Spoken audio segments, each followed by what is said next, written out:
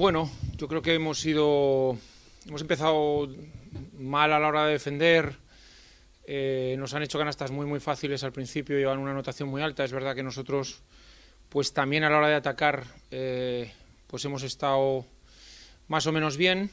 Luego yo creo que esto en el inicio del partido, yo creo que en el inicio de la segunda parte hemos empezado muy paradas al revés, defendiendo mejor, pero muy paradas a la hora de atacar. Y bueno, me quedo con los buenos ratos que hemos tenido tanto atrás como adelante, que nos han hecho competir, pues bueno, durante el partido y tener un partido competido con un muy buen equipo. Y me quedo con el sabor agridulce de no haber acertado un poquito más adelante y un poquito más atrás.